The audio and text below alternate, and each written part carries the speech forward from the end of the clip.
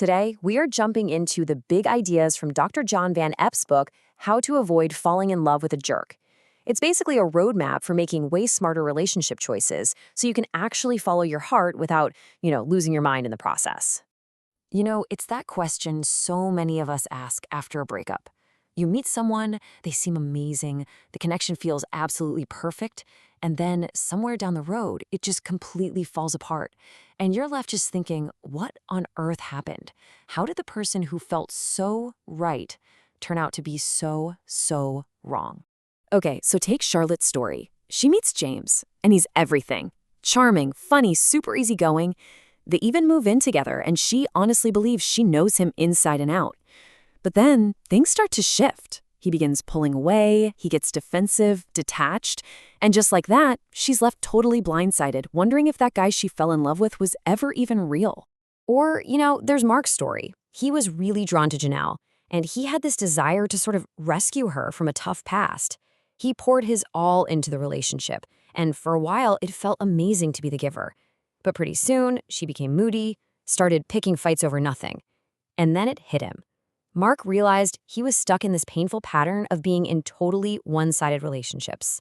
And then you have someone like Tasha. As a single mom, she was so impressed by how wonderful her partner, Dwayne, was with her son. Now, she did notice that he could be kind of harsh with her sometimes, but she minimized it.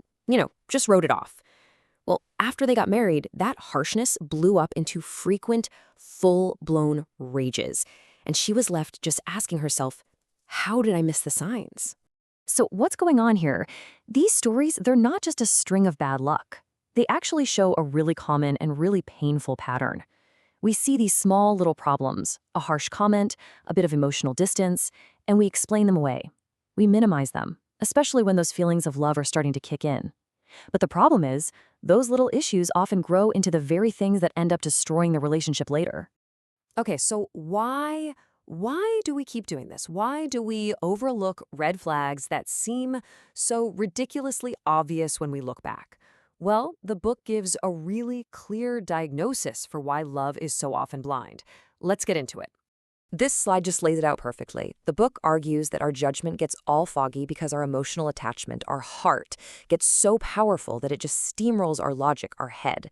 And this happens for two main reasons. First, on the left, there's a lack of what he calls head knowledge.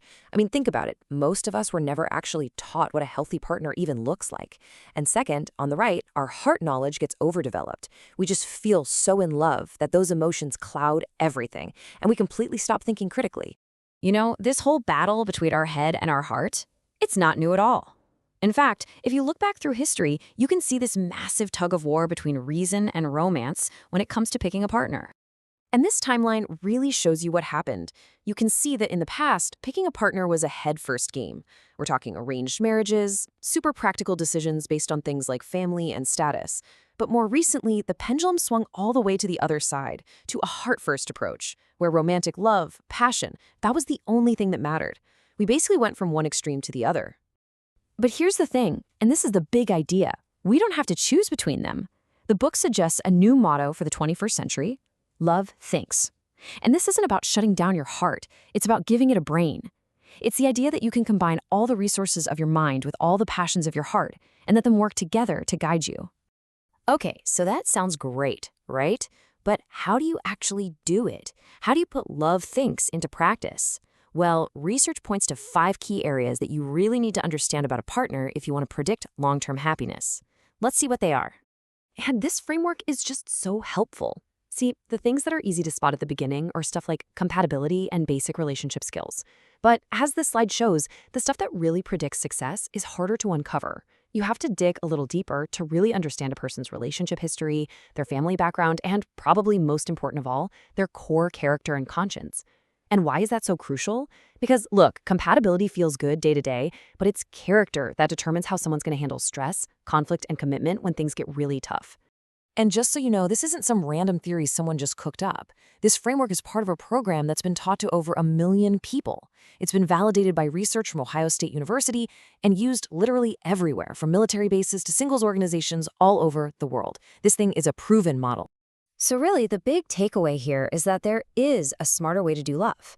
It's not about being cynical or, making some rigid checklist. It's about having a clear roadmap that helps you balance your head and your heart so you can build a relationship on a foundation that's both full of passion and actually stable. And that kind of leaves us with one last question, something for you to think about in your own life. When you think about your relationships, past or present, what's really in the driver's seat? Is it your heart? Your head?